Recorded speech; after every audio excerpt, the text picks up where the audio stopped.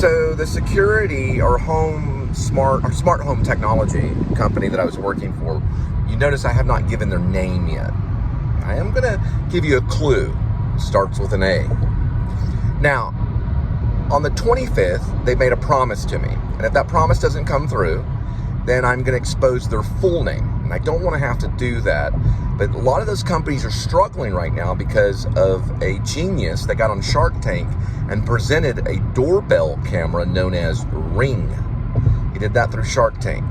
And they all have to struggle because this guy made billions of dollars going on Shark Tank and saying, hey, if you want to monitor your home, or if you want to monitor your home, you can do it yourself with your phone, you know.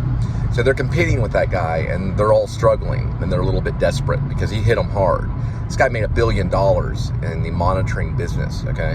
Home monitoring is like alarm or whatever you want to call it, okay?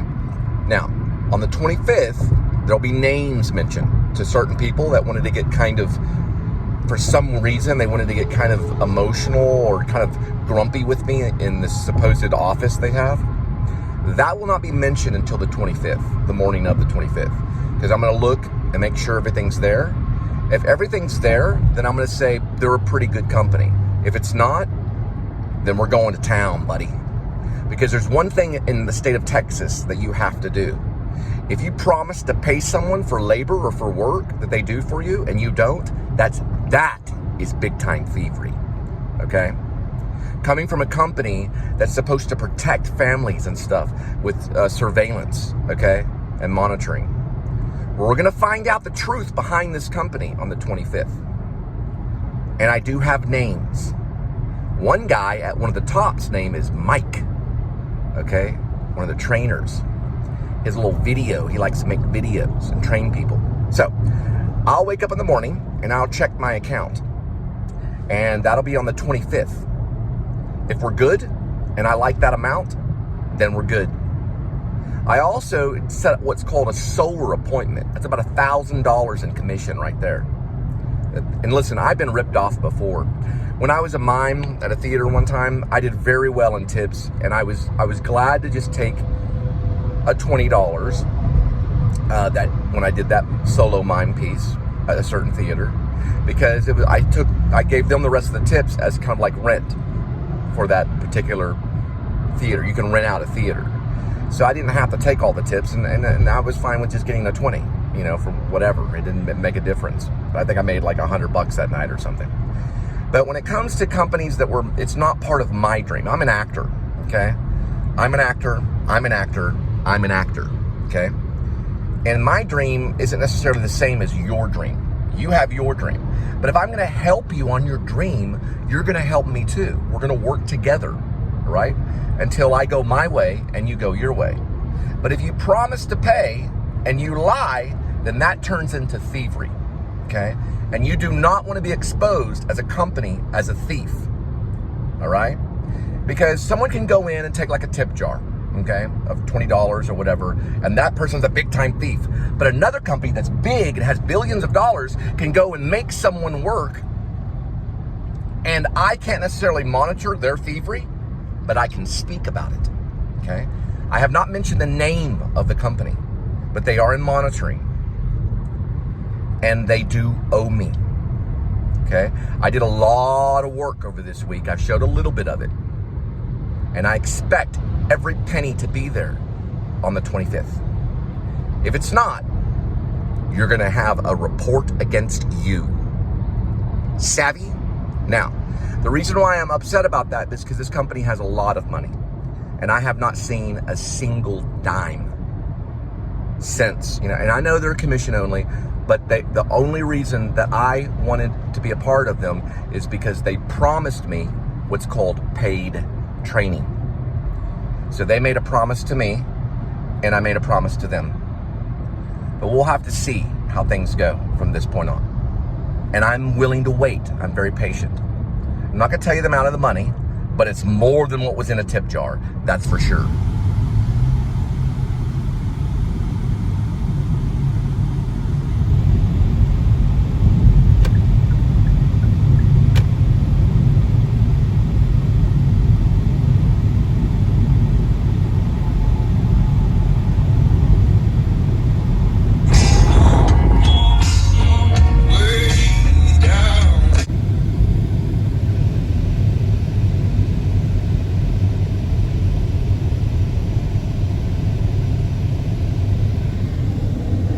reminds me of Road Warrior. You ever seen, there's Mad Max, then there's Road Warrior, and then Road Warrior Beyond the Thunderdome. And they made another one called The Road Warrior.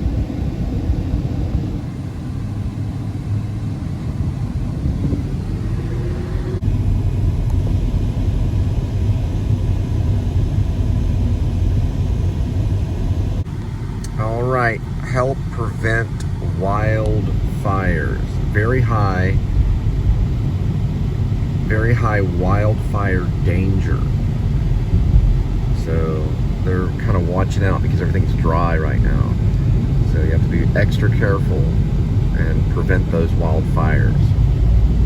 Still playing 1979 by the Smashing Pumpkins as if it was the 90s. It's like classic rock now. It's pretty crazy.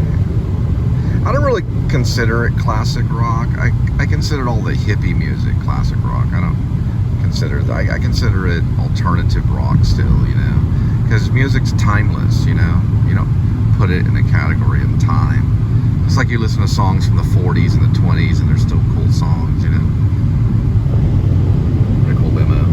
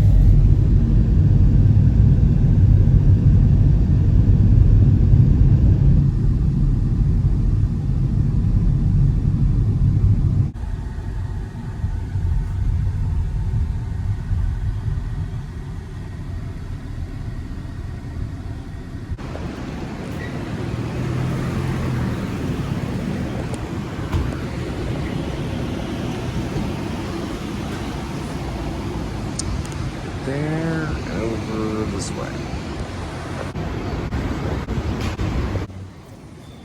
So because of TSA, this section right here is kind of blocked. So to get to the next section of the terminal, you have to come out here and do what I call the heat walk, because there's a lot of hot wind blowing around. And you go all the way through about right here, which this area right here is, those doors are actually shut right there. So you have to make it over to the middle of the terminal, which I think that's like, I don't know, E15 or something like that. So it's a little walk that you have to make outside, then you can get back into the air conditioning. It's not too bad though, as you can get the wind blowing on your face, but it feels like the desert out. And that shut off right there. So it's about 100 yards or so. Not too bad, and then you can go back into the air conditioning. So it's, yeah, you know, you just have to do it because TSA has that area over there. I might try to see if you can go by there, because I see people walking like right over there inside, so I don't know. So I'm at the last little part of what's called the heat walk, which goes all the way down to that section of the terminal over here, and all the way over here. And we're back in the air conditioning. It feels pretty cool. They use like pretty powerful air conditioning here at the airport.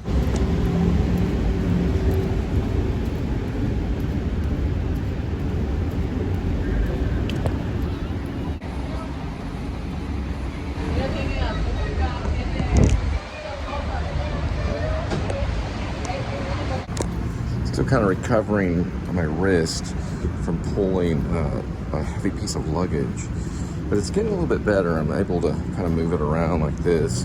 I'm doing some exercises here. It's almost fully recovered. I did get a brace for it for a while, and I do a lot of this kind of exercising here on it. I should feel a lot better.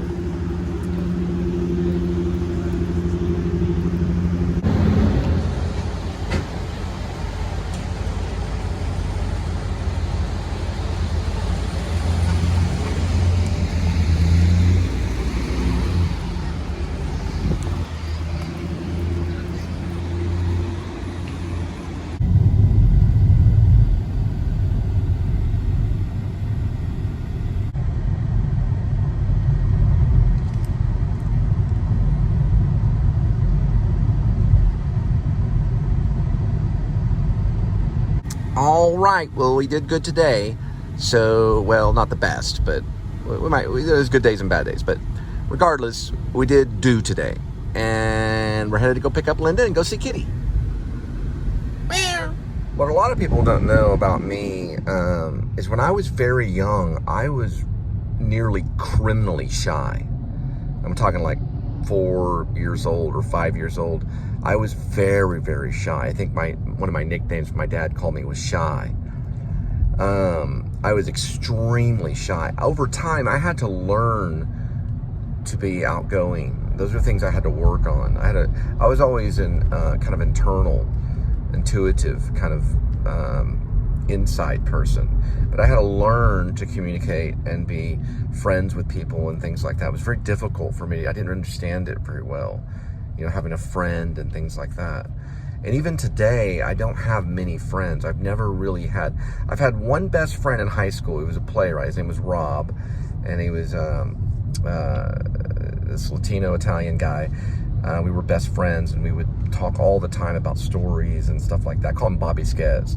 But he was like my best friend, and I really didn't have a whole lot of friends. I had acquaintances and people I'd hang out with. But he was like really my only friend. And I think in college I made a few friends. Like Danny was another friend that I occasionally see. He'd invite me to go to all the Stars games and things like that. But yeah, Danny and I were pretty good friends in college. He was the brother of Johnny Whitworth, who was AJ. Other than that, I really don't have a lot of friends. I have my cat, and of course Linda, she acts as a friend as well. And she's a good cook and a great wife and everything. But I've just always, been kind of, I hate to say it, Dottie, a loner. Like Pee-wee's Big Adventure, where Pee-wee's like, I'm a loner, Dottie. I can't remember the entire line. Anyway, he has a line in there where he's like, I'm a loner, Dottie. But, I've always kind of related to that kind of thing, a lonely person. It's sad, but the closest relative that I have is my mom. She's kind of a friend too. And then I don't really communicate a whole lot with my dad, but I did have a relationship with him growing up. He was a father, and he did watch over the family and stuff. But I think what I think is abuse, probably was just normal, because I was highly sensitive. I was a sensitive person, and some people are. Linda is too.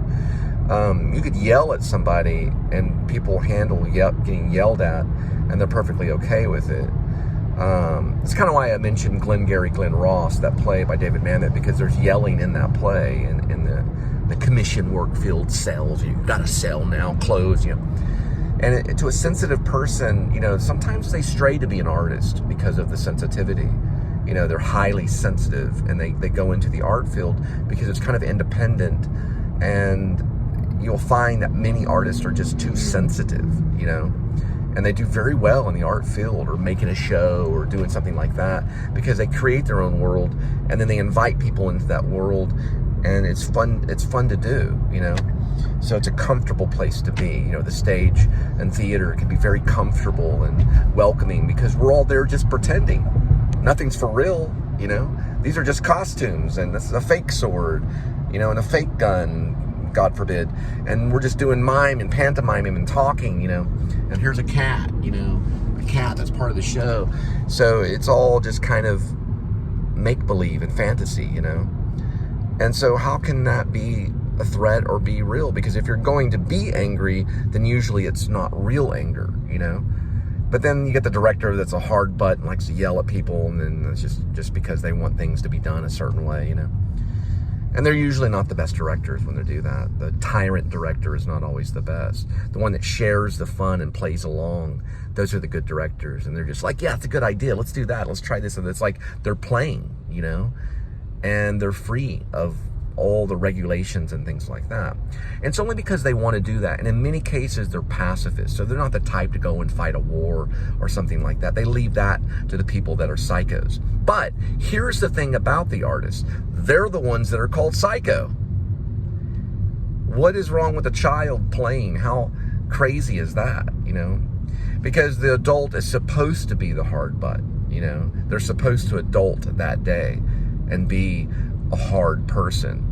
And when I hear those people that life is hard, well, it is hard, but whenever you're living in fantasy and you're creating this world and things like that, it ain't that bad.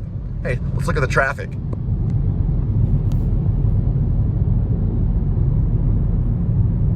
Right, kitty? Yeah, the Pee-wee's Big Adventure part's coming to me now. He's like, I'm a loner, Dottie. A rebel. It's that scene, you know. It's like, I'm a loner, Dottie. A rebel. You know, that kind of thing. Dottie was interesting because it was only like a friend to Pee-wee, you know. And then Speck. All right, Speck. Okay, Speck. All right, Speck. Yeah, I love that movie. He's on the phone with the dog, you know. She's got the dog up there. The dog's... All right, Speck. Okay, Speck. All that stuff. I've been quoting Pee-wee for a long time. It's a great movie. Yeah, I love the scene in Pee-wee's Big Adventure where Pee-wee's on the phone. He's like, all right, Speck. Okay, Speck. All right, Speck. Put Dottie back on the phone. So great. Yeah, Paul Reubens will be missed. Just remember all that. I can hear, it's one of the movies I can like hear the lines in my head at time. And then that music, dun dun dun dun dun dun dun dun dun dun dun dun dun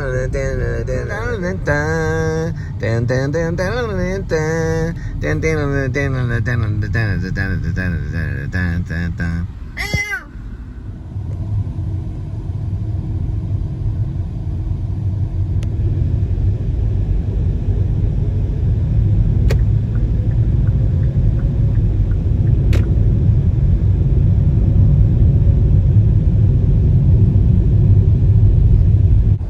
Another thing I wanted to say about Paul Reubens, you know, you got all these executive Warner Brother producers and stuff. Could you imagine like a business meeting with him? Because everybody in their mother knows that Paul Reubens showed up as Pee Wee Herman in these real meetings, you know?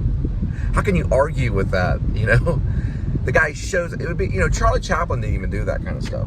You know, if Charlie Chaplin showed up in a meeting, he was in his regular dress and stuff. Pee Wee, meaning... Paul Reubens was addressed as Pee Wee Herman. So he would have showed up as Pee Wee Herman with his bow tie. He would have been in character the whole time. Not many actors, you know, show up, you know, like that, you know. But he would have showed up at the meeting, bow tie, full suit, you know. I know you are, but what am I? And they're just kind of like, what in the world? He would have been in character, I know for sure. I've talked to people that even hung out with him. One of my acting teachers in UNT in Denton, she was at Caltech. He would come there, I guess, to study, but he would show up as Pee Wee Herman. You know, it's just amazing.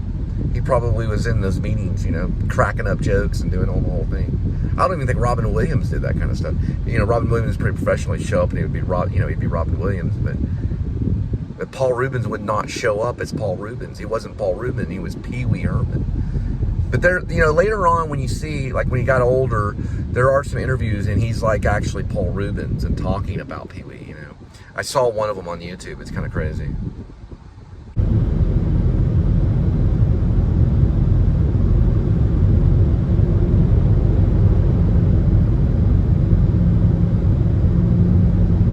You know, one thing I came across in life is if you're around crabby people, you start kind of becoming crabby too, you know.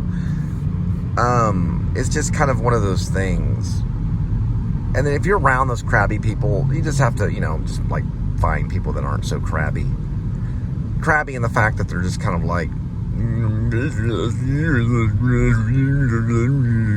you'd make a great Joker if they put paint on your face, and you'd be better than Heath Ledger. That's just crabby.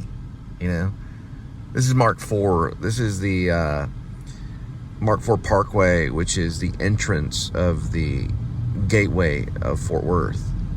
It's where they keep the good people in and the bad people out.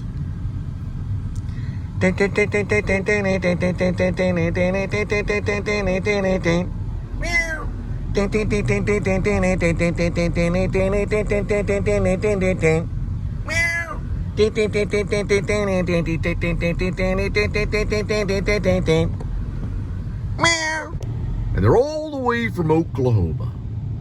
Chicks and ducks and geese gonna scurry when I go out in the Surrey. When I go out in the Surrey with the French on top, or something of that nature.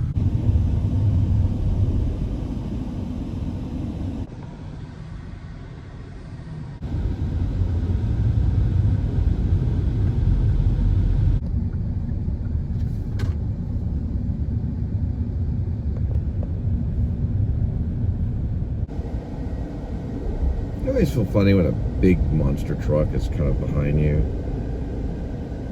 Kind of strange feeling.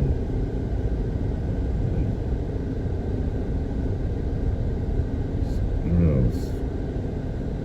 It's gonna ride over your car or something. I don't know.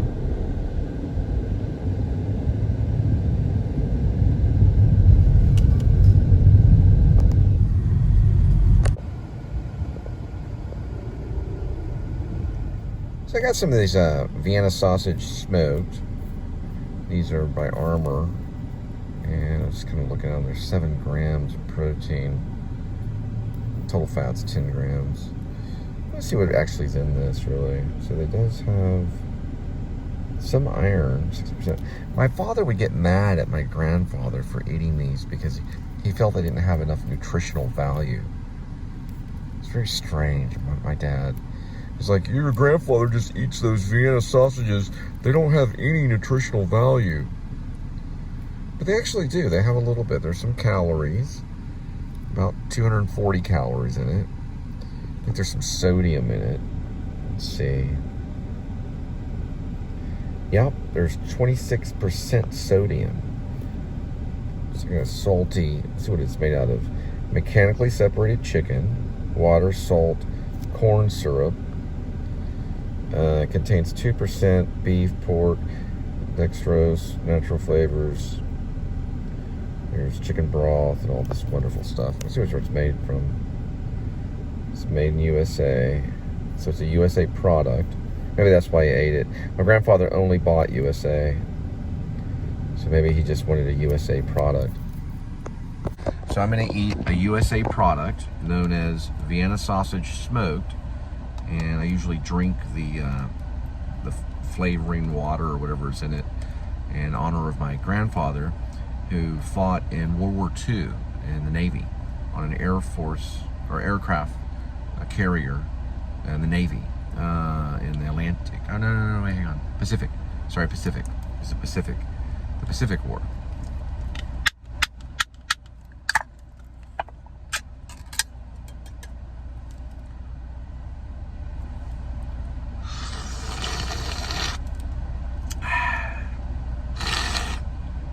I don't know why I like these, I just do.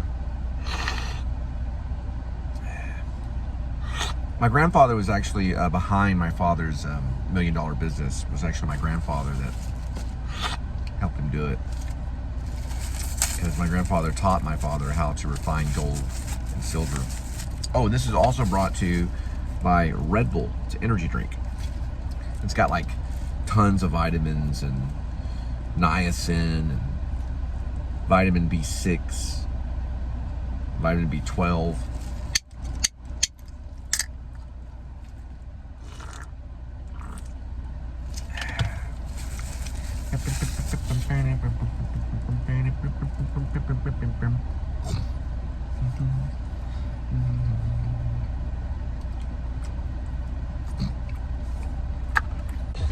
So I kind of knew they were pretty much going to can me. They haven't officially canned me yet, but I couldn't complete all the hours. See, what we do when we do door-to-door sales, and I'll get into the company's name and all that stuff, this is all for smart home technology, monitoring, alarm systems, smoke alarms, things like that.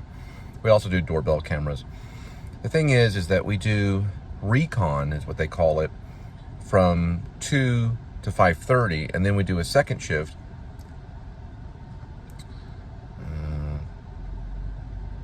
Sunday. Something I gotta go. I'll have to talk about it in a minute. I'll get to it later. I couldn't do the second shift because I had to pick up Linda in time. So Linda doesn't have her car yet, and they didn't really work with me. So I had this whole thing monologue about the two things that are on a money is excrement and cocaine, which is drug, and shit. But with Linda, it's gold, silver, and diamonds because that's her worth to me. She's all the gold, silver, and diamonds in the world. So I'd rather have that than your drugs and shit. And that was going to be my exit, you know, because that's what's on money is excrement and drugs, and that was going to be my exit. Because I really don't care. I really don't have a desire for that.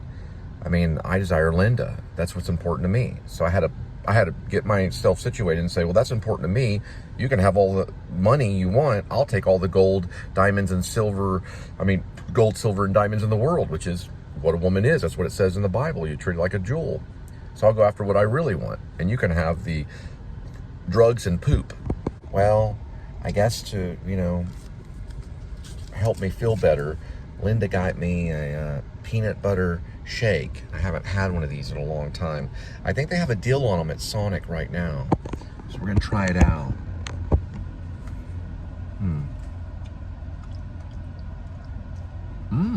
It tastes good.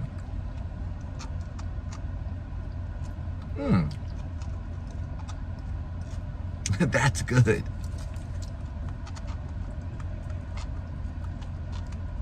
Tastes like peanut butter.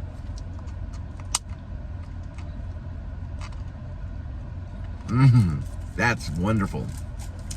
Now we're going to use the straw. I always break the end of my straws off. That way I don't bend the straw. Whoops. There. You know that little thing where you blew off the end of the straw?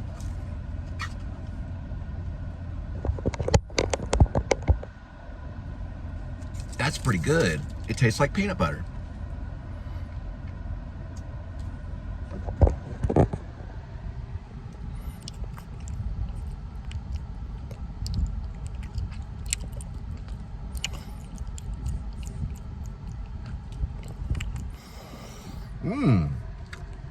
Enjoyable. Sonic. Try it out. Peanut butter shake. They're on sale. Well, whatever this is, it's wonderful.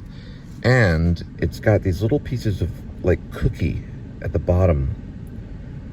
It's very, very good. It's like a peanut butter shake. It's very, very good. Yeah, let's see how I'm going to do this right here. Try taking the top off of it.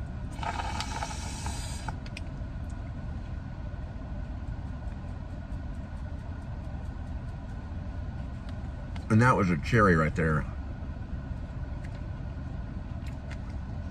It's got some kind of cookie at the bottom. We're gonna try to shovel it in our mouth here.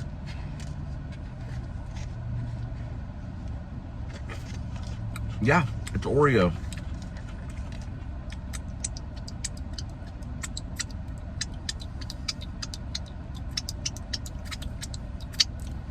Pretty good. Don't worry, Linda is with me. Brought to you by Red Bull. It gives you wings. My last name is Spivey.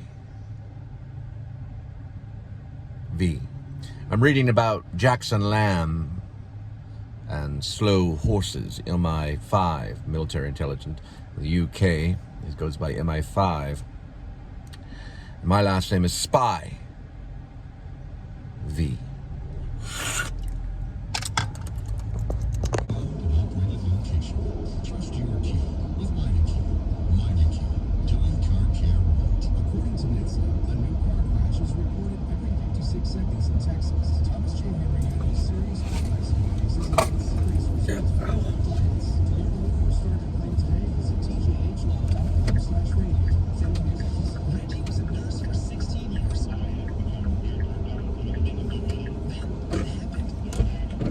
I'll look around a little bit and see what else we need. There's a few things we need.